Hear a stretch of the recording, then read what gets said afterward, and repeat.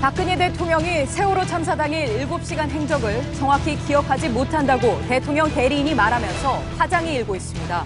대리인은 탄핵 쟁점들에 대해 대통령이 기억을 못한다는 취지였다고 해명했습니다. 문학의 블랙리스트 의혹을 받고 있는 김종덕 전 문체부 장관이 특검에 소환됐습니다. 한편 국가정보원이 진보 예술단체를 규제해야 한다는 보고서를 작성해 문체부에 전달했다는 증언이 나왔습니다. 특별검사팀이 김종 전 문체부 차관을 소환해 장시호 씨에 대한 삼성의 자금 지원 의혹을 조사하고 있습니다. 장 씨가 주도한 동계스포츠 영재센터를 삼성이 지원하는 과정에 대통령이 관여한 것으로 특검은 보고 있습니다. 임명진 새누리당 비상대책위원장이 핵심 친박 의원들에게 다음 달 6일까지 자진 탈당하라고 요구했습니다. 서청원, 최경환, 이정현 의원 등이 거론되는 가운데 친박계는 당을 또 깨자는 얘기냐며 강력 반발했습니다. 내년에 국정역사교과서 사용을 원하는 학교를 연구학교로 지정하겠다는 교육부 방침에 대해 교육청들이 이를 막겠다고 나섰습니다. 새학기까지 2달 남은 시점에서 일선 학교들은 당장 어떤 교과서를 사용할지 정하지 못해 혼란이 가중되고 있습니다. 수소, 우주의 75%. 그 무한한 수소로 자동차를 달리게 하다. 현대자동차. 시청자 여러분 안녕하십니까? JTBC 뉴스룸을 시작하겠습니다. 2014년 4월 16일, 워낙 특별한 날이어서 대부분의 국민들은 그날 자기가 무엇을 했는지 기억을 할 수 있을 것이다. 헌법재판소가 지난주에 박근혜 대통령 측에 세월호 참사 당일 구체적인 행적 자료를 제출하라며 밝힌 이야기입니다. 세월호 사고 당일 박 대통령의 행적은 탄핵 심판의 핵심 쟁점 중에 하나이기 때문이죠. 그런데 오늘 대통령의 법률 대리인이 박근혜 대통령이 세월호 7시간을 정확히 기억하지 못한다고 말해 파장이 일고 있습니다. 취지가 잘못 전달됐다며 뒤늦게 수습에 나섰지만 논란을 잠재우긴 쉽지 않아 보입니다. 백종훈 기자입니다. 박근혜 대통령은 세월호 참사 당일 오후 5시를 넘겨 중앙재난안전대책본부에 나타났습니다. 7시간의 행적은 아직도 오리무중입니다. 국회는 박 대통령이 국민의 생명권 보호 의무를 저버렸다며 세월호 7시간 의혹을 탄핵 사유에 포함시켰습니다. 그런데 헌법재판소의 세 번째 준비기일에 나온 대통령 측 법률대리인의 발언이 논란을 일으켰습니다. 대통령께서 여러 가지 사건 결재를 많이 하셨고 바쁘셨기 때문에 정확한 기억을 지금 잘 못하고 있는 그런 상황인데. 앞서 헌재는 세월호 참사 당일이 워낙 특별한 날이었기 때문에 대부분의 국민이 그날 자신의 행적을 기억할 수 있고 박 대통령도 마찬가지일 것이라며 남김없이 밝히라고 요구했습니다. 논란이 커지자 대통령 측은 다시 해명에 나섰고 세월호 7시간이 아닌 탄핵의 여러 쟁점 사항에 대해 대통령이 기억을 잘 하지 못한다는 취지였다고 했습니다. 대통령 측은 일단 문고리 3인방 등 증인신문이 이뤄지는 내년 1월 5일 이전에 세월호 당일 행적 자료를 제출하겠다고 했습니다. 대통령이 제시할 참사 당일의 기억에 이목이 집중되고 있습니다. JTBC 백종훈입니다. 이런 가운데 다음 주부터 탄핵 심판 변론이 본격 시작됩니다. 국회 탄핵소추위원단은 대통령이 직접 헌법재판소에 나와서 설명하라고 요구했지만 직접 출석은 불발됐습니다. 김필중 기자입니다. 국회 탄핵소추위원단은 박근혜 대통령에게 헌재에 나와 설명하라고 요구해왔습니다. 세월호 7시간 의혹을 포함해 대통령 본인이 잘 아는 미르와 K스포츠재단 설립 의혹 등 탄핵소추 사유를 직접 해명하는 겁니다. 반면 대통령 측은 법률 대리인이 나오면 충분하고 직접 출석은 필요 없다고 반박했습니다. 헌재는 이에 대해 대통령 직접 출석은 필요치 않다고 결론 내렸습니다. 탄핵 심판 절차가 형사재판과 비슷하지만 박 대통령은 증인이 아닌 당사자여서 본인이 출석하지 않아도 된다는 겁니다. 오늘 헌재에선 특검 수사 내용을 심판에 활용할지를 두고도 논란이 일었습니다. 대통령 측은 야당에서 후보자 2명을 정한 특별검사는 정치적 중립성을 잃었다며 수사 내용을 판단 근거로 활용해서는 안 된다고 주장했습니다. 하지만 헌재는 아직 특검 수사 자료가 제출되지 않았다며 신중한 태도를 보였습니다. 오늘 박한철 헌재소장은 신년사를 통해 탄핵 심판을 신속하게 결론 내리겠다고 말해 주목받았습니다. JTBC 김필주입니다. 대통령 대리인단은 오늘 최순실 씨가 사용한 태블릿 PC의 진위 문제를 들고 나왔습니다. 최 씨의 변호인에 이어서 대통령 측에서도 태블릿 PC를 거론하고 나선 건데요. 국회 소추위원단은 국정 개입 사건의 본질을 흐리려 한다고 반박했습니다. 임지수 기자입니다. 박 대통령 대리인단은 오늘 헌재에서 JTBC가 지난 10월 보도한 최순실 씨 태블릿 PC에 대해 사실 조회를 신청했다고 했습니다. 보류하고 있는 상태로 이해를 하고 있습니다. 그에 대한 결론은 재판부에서 내지 않은 것으로 알고 있습니다. 또 태블릿 PC 보도가 허위라며 방송통신심의위원회에 징계를 요구한 상태이기 때문에 그 결과가 나올 때까지 기다려야 한다고도 주장했습니다. 이에 대해 국회 소추위원단 측은 탄핵 심판의 본질을 호도하는 주장이라고 반박했습니다. 검찰 수사 결과 최순실이 것으로 판명이 됐기 때문에 입수 경위는 이번 사건의 본질은 아니다 이렇게 보고 있습니다. 앞서 최순실 씨 변호인인 이경재 변호사도 태블릿 PC 소유 관계를 가려야 한다며 감정을 신청했습니다. 하지만 재판부는 최 씨의 혐의와 태블릿 PC는 관련이 없다며 감정 신청에 대해 보류 결정을 내렸습니다. JTBC 임지수입니다. 박근혜 대통령은 임기 중 문화 융성을 특히 강조해왔죠. 하지만 문화체육관광부의 조윤선 현 장관과 김종덕 전 장관, 그리고 김상률 전 청와대 교육문화수석까지 문화 정책의 핵심 인사들이 줄줄이 수사선상에 올랐습니다. 이른바 문화계 블랙리스트 파문과 관련해서 박영수 특별검사팀이 수사력을 집중하고 있는데요. 오늘은 리스트 작성에 깊숙이 개입한 것으로 의심되는 김종덕 전 장관을 불러서 추궁을 하고 있습니다. 그런데 특히 오늘 더 주목해야 할 것은 이 같은 블랙리스트 작성에 청와대와 문체부뿐 아니라 국정원까지 개입했을 것이란 의혹이 새로 제기가 됐습니다. 역시 이 모든 의혹의 정점에는 박근혜 대통령과 최순실 씨가 있습니다. 먼저 저희가 단독으로 취재한 국정원 개입 의혹을 전영희 기자가 보도해드립니다. 조현재 전 문체부 차관은 재임 시절 진보 성향 예술단체에 대한 지원을 통제해야 한다는 국가정보원 보고서를 봤다고 말했습니다. 진보, 좌파 이런 예술단체에 대한 지원 이런 부분에 대해서는 좀 규제를 좀 해야 된다 하는 의견들이 자주 있었던 걸로 기억이 납니다. 국가정보원의 보고서에. 국정원이 진보 성향 단체의 동향을 파악해서 청와대에 보고하면 그중 문체부에 관련된 사항이 수시로 전달됐단 겁니다. 청와대가 김기춘 전 비서실장의 지시로 블랙리스트를 만들 때 정보기관이 관여했을 것이란 의혹도 제기됩니다. 비서실장이나 대통령 관심을 갖고 있으면 당연히 관심을 가지지 않을까 생각합니다. 2014년 전주국제영화제 상영작 천안함 프로젝트를 둘러싸고 청와대와 국정원이 동시에 나섰다는 증언도 나왔습니다. 천안함 침몰 원인과 정부 대응에 의혹을 제기한 영화 상영을 불편하게 여겼단 겁니다. 차관이 개막식에 참석하는 것을 청와대에서 반대를 했었습니다. 영화계 관계자는 이런 영화를 왜 상영하느냐고 묻는 전화가 걸려왔는데 발신 번호가 없는 국정원 전화였다고 말했습니다. JTBC 전영입니다. 국정원 개입 의혹뿐 아니라 이번에는 문화계 블랙리스트가 일선 현장에서 문화예술 자금 지원을 하는 기관에까지 하달됐다는 증언이 나왔습니다. 그냥 블랙리스트가 작성되고 끝난 게 아니라 실제로 예산 집행 과정에서 활용이 됐다는 건데요. 블랙리스트와 정부 예산의 두 가지를 책집 삼아 문화예술계를 통제하려 했다는 의혹이 더욱 커질 수밖에 없습니다. 최승기 기자의 단독 보도입니다. 지난해 여름 정부 산하 예술인 지원단체 관계자 A씨는 문체부 사무관에게 블랙리스트 얘기를 처음 들었습니다. 예술인 지원을 위해 심의 방법과 예산 배정을 논의하는 자리였습니다. 예, 봤고요.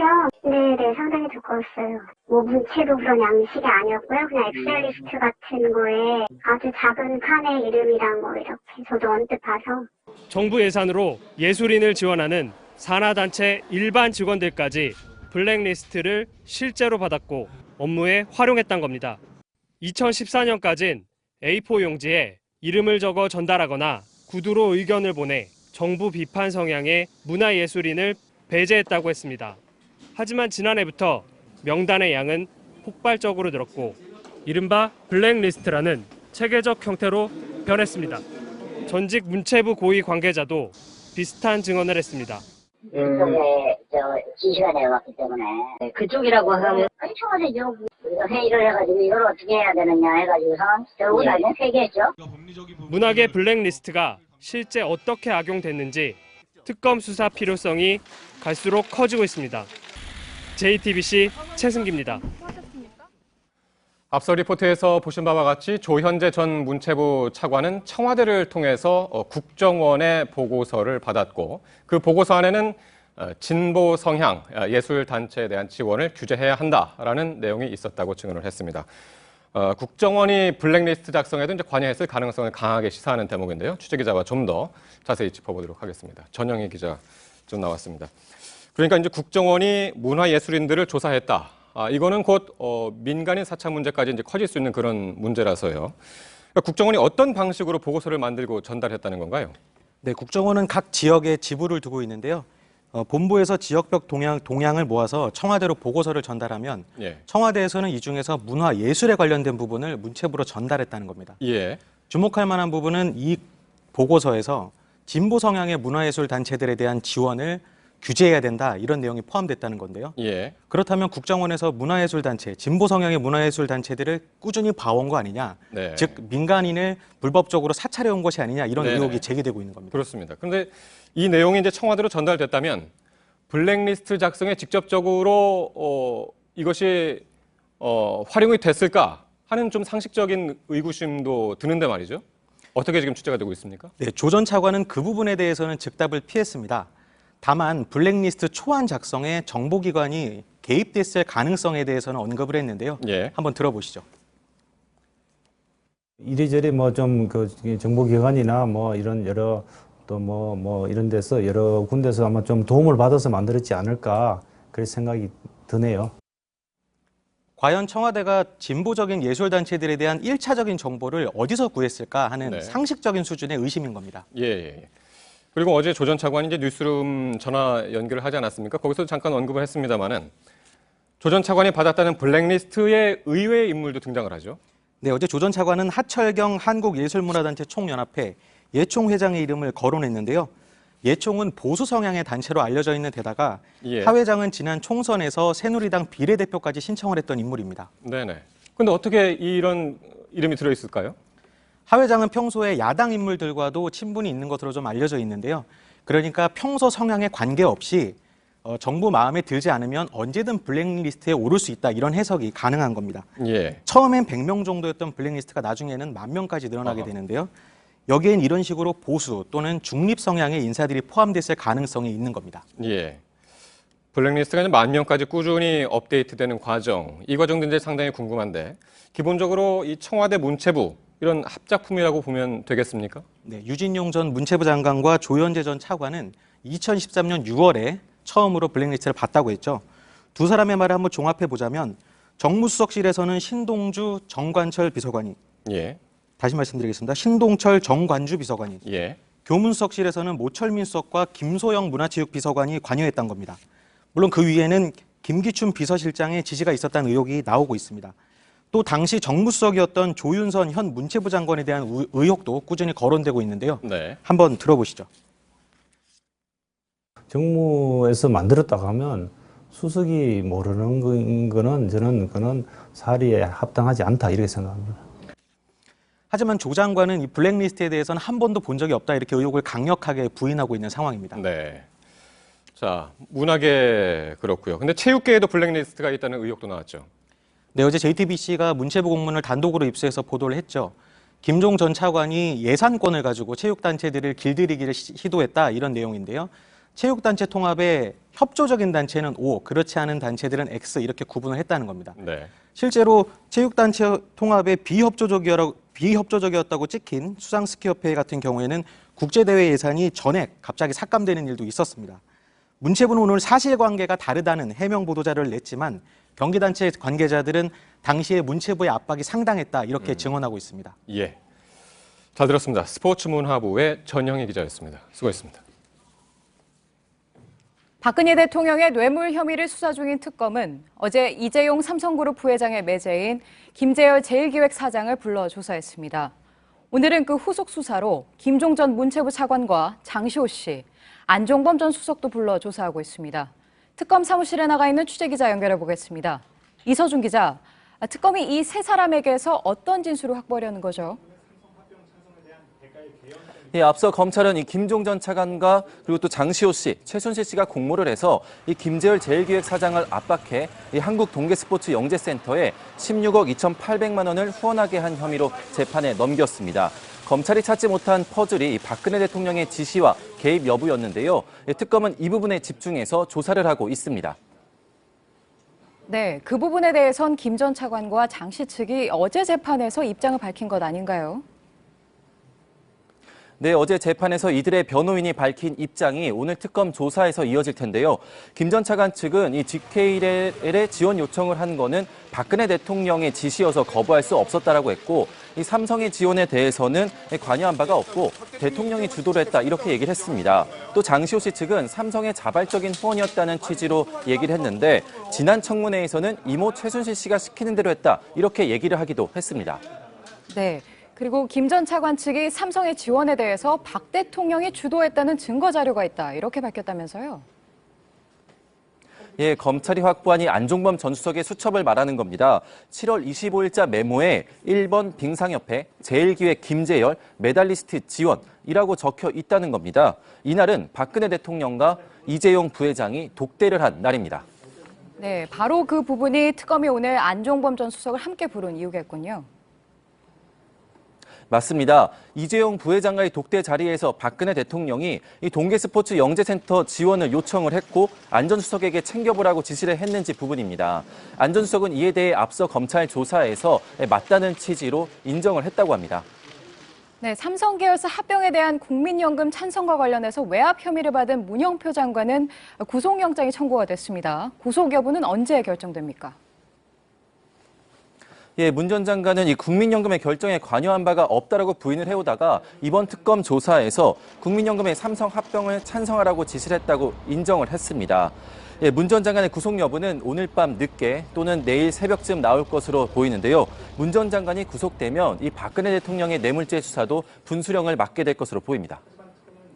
네, 지금까지 특검 사무실에서 이서준 기자였습니다. 특검은 세월호 7시간 의혹의 비밀을 풀 것으로 보이는 대통령 비선진료 수사의 고삐도 바짝 당기고 있습니다. 이른바 주사 아줌마로 불린 보안 손님을 찾고 있는데요. 이 여성은 최순실 씨를 통해 대통령에게 무자격 시술을 한 것으로 의심받고 있습니다. 박민규 기자입니다. 이영선 전 제2부속실 행정관이 정호성 전 비서관에게 보낸 문자 메시지에 4-5차례에 걸쳐 등장하는 주사 아줌마. 보안 손님으로 청와대를 드나든 또 다른 비선 의료진이란 의심을 받고 있습니다. 특검은 주사 아줌마에 대한 추적에 나섰습니다. 유력한 인물은 지난 2012년부터 최순실 씨와 장시호 씨 등의 자택을 수시로 드나든 60대 여성 백모 씨입니다. 이른바 백선생이라 불린 이 여성은 모 병원의 간호사 출신으로 알려져 있습니다. 최 씨 일가에게 수시로 태반 주사 등을 놔온 만큼 박근혜 대통령까지 시술했을 가능성을 배제할 수 없기 때문입니다. 이와 함께 특검은 대통령 혈액이 취임 초기에도 외부로 반출된 정황을 포착했습니다. 앞서 박 대통령 혈액이 김상만 전 녹십자 아이메드 병원 원장을 통해 차움 의원에 반입된 건 2013년 9월이었습니다. 그런데 이보다 4개월 빠른 지난 2013년 5월 이 전 행정관이 정 전 비서관에게 대통령 체열한 것을 내일 잘 챙기겠다는 문자를 보낸 사실을 확인한 겁니다. 특검은 국가 2급 비밀에 해당하는 대통령 혈액이 공식 의료진을 거치지 않고 수시로 반출됐을 가능성에 무게를 두고 수사를 확대하고 있습니다. JTBC 박민규입니다. 청와대가 2014년 이후 각종 주사제를 대량 구매한 것으로 나타났는데요. 그런데 최순실 씨가 독일로 출국한 올해 9월부터는 청와대가 더 이상 주사제를 사들이지 않은 것으로 취재 결과 확인됐습니다. 청와대 주사제 구입이 최 씨와 관련된 게 아니냐는 의혹이 더 커지고 있습니다. 윤서령 기자입니다. 청와대의 의약품 구매 목록입니다. 2014년부터 거의 매달 의약품을 구입했고 배곡 주사 같은 논란이 된 주사제도 두세 달에 한 번씩 빠지지 않습니다. 그런데 건강보험심사평가원에 따르면 올 9월 이후 청와대가 구매한 의약품은 독감 예방 주사 400여 개뿐입니다. 배곡 주사나 감초 주사도 구매 목록에서 빠졌습니다. 비타민제를 섞어 맞는 칵테일 주사의 한 종류인 유니시주는 2016년 8월에 마지막으로 구매했고 배곡주사와 감초주사로 불리는 루치온주와 히시파겐시주도 2016년 6월을 끝으로 더 이상 구매 목록에 오르지 않았습니다. 최순실 씨가 각종 의혹을 피해 독일로 떠난 건 지난 9월 3일. 주사제를 더 이상 사들이지 않은 때도 바로 이 시점입니다. 주사 아줌마 등 제3의 의료진까지 청와대를 출입한 정황이 드러나고 있는 상황에서 최 씨와 주사제 구매의 연관성이 의심되는 대목입니다. 이에 대해 청와대는 주사제는 재고량이 있어서 구매하지 않았다고 해명했습니다. JTBC 윤서령입니다. 최순실 국정 개입 사건 이후 매주 토요일 대규모 집회와 함께 평일 촛불 집회도 2달째 이어지고 있습니다. 올해 마지막 평일인 오늘은 박근혜 정부가 들어선 뒤 희생된 이들을 기리는 추모제로 진행 중입니다. 내일 저녁에는 송박 영신을 주제로 10번째 촛불 집회가 열립니다. 강보들 기자입니다. 지난 10월 28일부터 매일 대통령 퇴진을 요구하는 촛불을 들었던 시민들이 오늘은 추모제에 모였습니다. 세월호 참사 희생자 304명과 복지 사각지대에 놓여 끝내 목숨을 끊은 송파 세모녀, 열악한 조건에서 일하다 숨진 구의역 김모군 등 반복돼선 안 될 희생을 기억하고 변화를 다짐하는 자리입니다. 주류만 숨 쉴 수 있는 막힌 광장이 아니라 누구나 숨을 내뱉을 수 있는 생명의 광장으로 만들고 있습니다. 앞서 서울 일본대사관 인근 소녀상 앞에선 1년 전 위안부 합의에 항의하는 소녀상 지킴이들의 문화제도 열렸습니다. 굴욕적인 128 한일 합의 폐기하라! 폐기하라! 폐기하라! 폐기하라!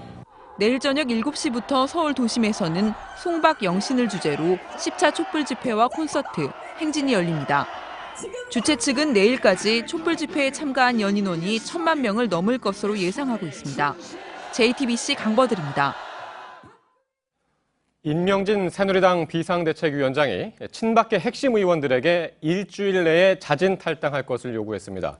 구체적으로 실명을 밝히진 않았지만 사실상 서청원, 최경환, 이정현 이렇게 친박 핵심 3명이 거론되고 있는데요. 친박계는 강력히 반발하고 있습니다. 최수연 기자입니다.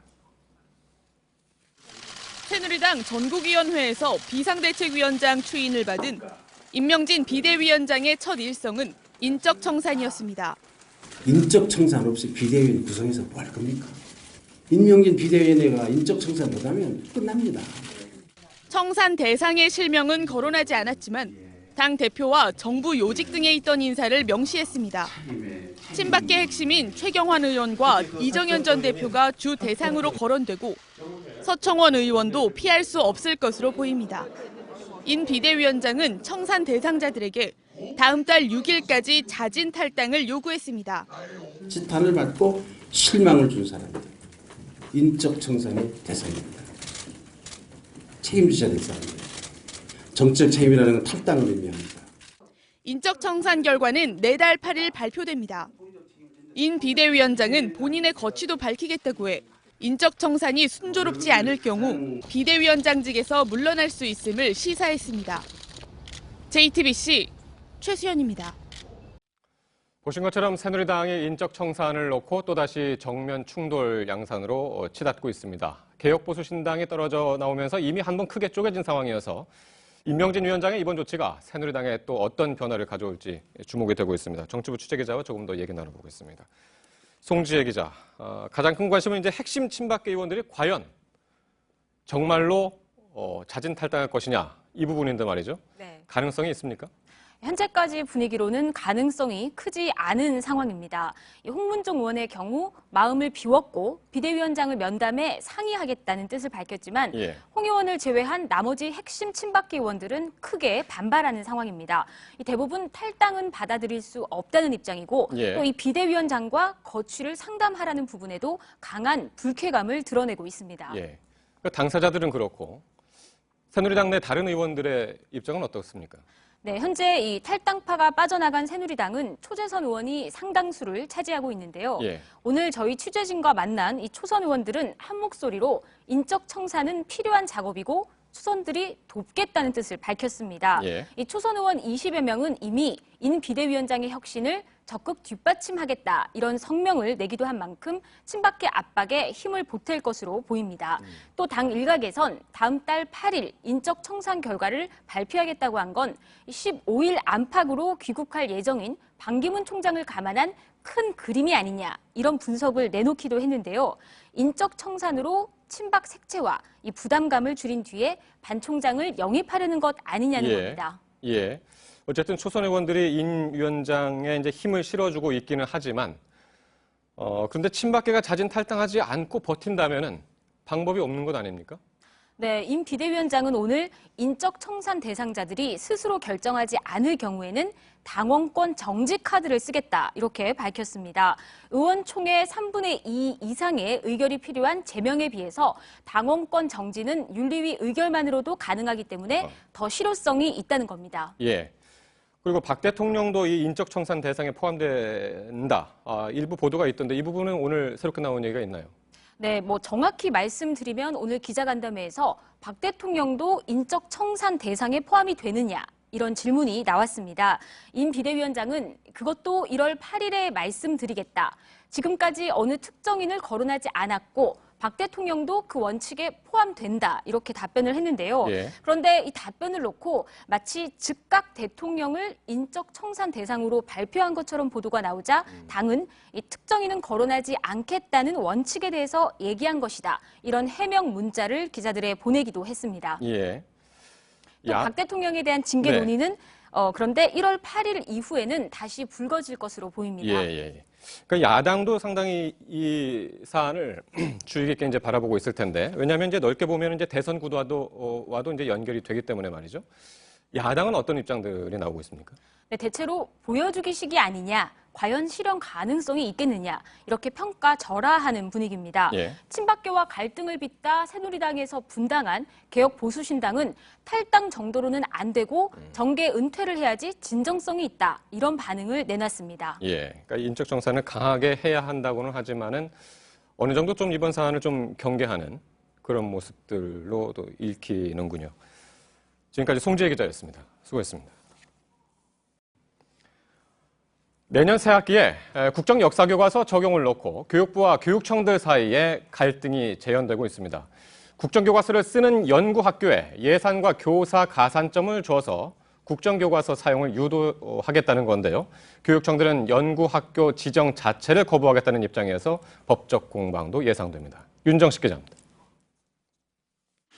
교육부는 국정 역사교과서 사용을 원하는 학교를 연구학교로 지정하겠다고 밝혔습니다.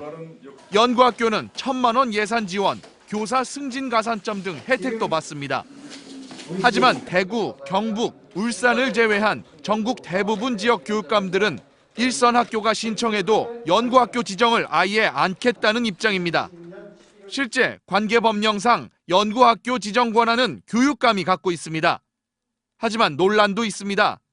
일선 학교의 연구학교 요청에 교육감은 특별한 사유가 없는 한 응해야 한다는 단서 조항 때문입니다. 법에 충실해야 되고 학교 구성원들이 원해서 연구학교를 한다고 그러는데 그걸 거부할 특별한 사유가 뭐가 있겠습니까? 전 국민의 70%가 반대하는 교과서를 쓰면 그 학교 교사나 학생들 간에 갈등이 불보듯 뻔한데 이것보다 더 특별하고 중요한 사유가 어디 있습니까? 해석이 엇갈리면서 양측은 법적 공방도 검토 중입니다.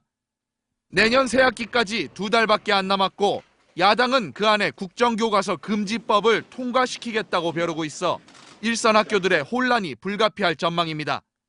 JTBC 윤정식입니다. 중국 당국이 내년 1월과 2월 한국행 전세기 운항을 전격 불허했습니다. 사드 배치에 불만인 중국이 유커 20% 감축을 위해 새 밑에 내놓은 초강수 카드로 보입니다. 신경진 특파원입니다. 중국 설 연휴인 춘제를 앞두고 유커 맞이를 고대하던 한국 관광업계가 직격탄을 맞았습니다. 중국 민항국이 다음 달과 2월 중국을 출발하는 한국행 임시 전세기 운항을 돌연 허가하지 않았습니다. 대상은 제주항공과 진에어, 아시아나항공의 8개 노선입니다. 3월과 4월 편은 미정으로 상황을 두고 보자는 답변이 돌아왔습니다. 단체 관광객이 주로 이용하는 항공편이어서 지난 10월 내려온 유커 20% 감축 지침의 일환으로 관측됩니다. 한국 연예인을 대상으로 실질적인 금할령을 내린 데 이은 초강수 조치입니다. 최근 드라마 화랑은 2회 방영 후 돌연 중단된 상태입니다. 일각에서는 한국의 AI 확산을 이유로 들었지만 결국은 사드 때문이라는 분석이 많습니다. 중국 외교부 고위 관계자는 지난 26일부터 오늘까지 한국을 방문해 김무성, 박지원 의원 등 정치권과 재계를 두루 면담하고 돌아갔습니다. 사드 철회를 위한 물밑 압박이라는 관측이 나왔습니다. 정부 관계자는 전 세계 신청 거절은 선례가 없는 일로 중국의 압박이 도를 넘어선다며 우려했습니다. 베이징에서 JTBC 신경진입니다. 경기 포천시에서 고양이 2마리가 AI에 감염된 것으로 보인다는 의심 신고가 접수됐습니다. 고병원성으로 확정되면 2014년 이후 처음으로 포유류가 감염되는 건데요. 인체 감염 우려가 커지고 있습니다. 이태윤 기자입니다. 지난 25일과 26일 경기 포천시 가정집에서 키우던 수컷 고양이 1마리와 길고양이 새끼 1마리가 잇따라 폐사한 채 발견됐습니다. 새끼 1마리는 매장됐고 수컷 고양이 1마리를 검사한 결과 H5형 AI 바이러스에 감염된 것으로 확인됐습니다. 고병원성 여부는 내일쯤 나올 예정입니다. 농림축산식품부 등에 따르면 폐사한 새끼 1마리를 포함해 새끼 6마리와 어미 1마리 등 길고양이 7마리가 먹이를 구하기 위해 한 가정집으로 찾아왔고 폐사한 수컷 고양이와 가족관계인 것으로 추정됩니다. 새끼 6마리 중 매장된 1마리 외에 2마리가 더 죽어 검역당국이 정밀검사에 들어갔습니다. 나머지는 포획했거나 포획을 시도하고 있습니다. 방역당국은 일단 야생조류에 의해 감염됐을 가능성에 무게를 두고 있습니다. 한편 미국에서는 고양이에게서 사람이 AI에 감염됐을 가능성이 제기돼 역학조사를 진행하고 있습니다. 포천 고양이에서 검출된 바이러스 유형은 미국 사례와는 다르지만 방역당국은 인체 감염 가능성 때문에 바짝 긴장하고 있습니다. JTBC 이태윤입니다. 가습기 살균제 문제가 불거진 지 5년 만에 피해자 구제 법안이 국회 상임위를 통과했습니다. 정부 보상 기준에서 제외됐던 피해자들에게도 지원의 길이 열렸지만 징벌적 손해배상 조항은 빠져 논란입니다. 유한율 기자입니다. 가습기 살균제 피해구제법의 핵심은 천식, 비염 등 폐 이외 질환을 호소하는 3, 4단계 피해자도 지원하는 겁니다. 정부가 판정을 마친 피해자 중 60%에 달하는데도 지금까지 전혀 지원을 받지 못했습니다. 지원금은 일단 2천억 원으로 정해졌는데 가습기 살균제나 그 원료를 생산하고 판 업체가 부담합니다. 이에 따라 옥시는 500억 원, SK케미컬은 250억 원 이상을 낼 전망입니다. 하지만 피해 신고 건수가 지금도 늘어나고 있는 상황에서 2천억 원으로 피해자들을 충분히 지원할 수 있을지 의문입니다. 또 구제기금 조성을 기업에게 모두 떠밀면서 정부가 책임을 피해갔다는 비판도 나오고 있습니다. 가장 큰 쟁점 중 하나였던 징벌적 배상 조항 역시 빠졌습니다. 배상 기준이 애매모호해 위헌 소지가 있을 수 있다는 일부 의원들의 반대 때문입니다. 이 조항 때문에 법안이 제때 통과하지 못할 수 있다는 점도 부담으로 작용했습니다. 야당은 그 대신 이후 법률 개정 작업을 통해 정부 책임 등을 명시한다는 계획입니다. 하지만 피해자 단체들은 반쪽짜리 법안을 만들었다고 비판했습니다. JTBC 유한울입니다. 설을 한 달여 앞두고 장바구니 물가가 무섭게 오르고 있습니다. AI로 귀해진 계란과 채소 가격이 이미 오르기 시작했는데요. 내년에는 유가 반등과 함께 물가가 본격적으로 오를 것이란 전망이 나와 소비자들의 시름은 더 깊어질 전망입니다. 송우영 기자입니다. 장보기가 겁나서 나오기가 두려워요. 일주일에 한 7만 원 정도 이렇게 반찬값이 나갔어요. 근데 지금 거의 한 10만 원? 전통시장에서도 한 판에 10,000원에 팔리는 이 계란만 부담되는 게 아닙니다. 몇몇 채소들은 지난해에 2배가 넘는 가격에 팔리고 있습니다. 신선식품 가격이 폭등한 건 폭염과 겨울 태풍의 영향이 큽니다. 무는 지난해에 2.5배, 양배추는 3배를 줘야 살 수 있습니다.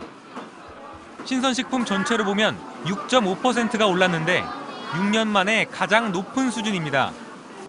최근 빵과 맥주, 라면 가격도 덩달아 오르면서 가게의 부담은 더 커졌습니다. 그나마 전기, 수도, 가스비는 지난해보다 떨어졌지만 최근 국제유가가 오르고 있어 억제된 공공요금들도 잇따라 인상될 가능성이 큽니다. 한국은행은 오늘 보고서를 통해 저유가의 효과가 사라지면서 내년에는 물가 오름폭이 커질 거라고 내다봤습니다. JTBC 송우영입니다. 지난 28일 부산 일본 영사관 앞에 시민단체들이 설치한 평화의 소녀상을 강제 철거한 부산 동구청이 여론의 질타를 견디지 못하고 이틀 만에 소녀상 설치를 전격 허용했습니다. 부산 지역 시민단체들은 내일 저녁 서면에서 촛불 집회를 가진 뒤 일본 영사관까지 가두 행진을 하고 소녀상 제막식을 거행할 예정입니다. 국세청은 내년 오피스텔 시가가 전년보다 평균 3.84% 올라 5년 만에 상승폭이 가장 크다고 발표했습니다. 가장 비싼 오피스텔은 최순실 씨가 독일로 출국하기 전에 살았던 서울 청담동의 PM폴루스로 3.3제곱미터당 1,706만 원입니다. 서울지방국세청이 타이어 유통업체인 타이어뱅크의 탈세 혐의를 잡고 검찰 고발과 함께 전국 300여 개 지점을 폐쇄하라고 명령했습니다. 국세청은 타이어뱅크가 명목상 개인 사업자인 지점 점주나 직원들을 본사 소속처럼 관리하며 사실상 차명으로 운영해 본사가 내야 할 세금을 탈루한 것으로 보고 있습니다. 내년 6월부터 주정차된 차를 들이받고 도주할 경우 최대 20만 원의 벌금을 물게 됩니다. 경찰청은 주차장 뺑소니를 처벌할 방법이 없었던 현행 도로교통법을 개정해 내년 6월부터 시행한다고 밝혔습니다. 네, 러시아가 해킹을 통해 올해 미국 대선에 개입했다는 의혹을 놓고 미국과 러시아 간의 신냉전의 둑이 터진 걸까요? 미국이 보복 조치로 러시아 외교관 수십 명을 추방하고 미국 내 러시아 핵심 시설을 스파이 소굴이라며 폐쇄했습니다. 러시아도 강도 높은 맞불 카드로 나왔습니다. 이한주 기자입니다. 미국 메릴랜드에 있는 러시아 소유 18만 제곱미터 규모의 복합 단지입니다. 고급 휴양시설까지 있습니다.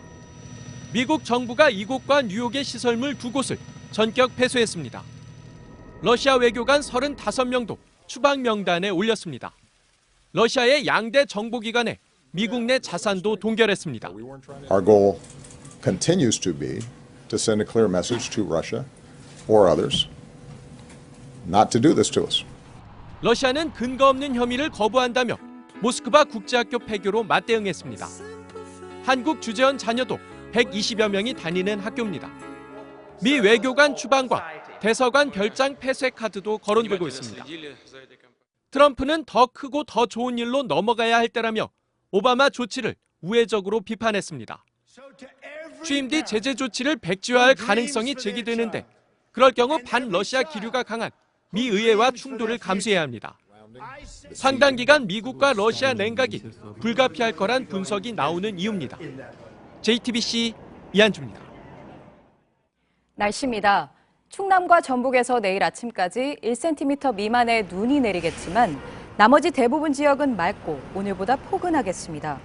당분간 평년보다 따뜻한 날씨가 이어지겠지만 일교차가 크게 벌어질 전망입니다. JTBC 뉴스룸 금요일 순서를 마칩니다. 시청해주신 여러분 고맙습니다.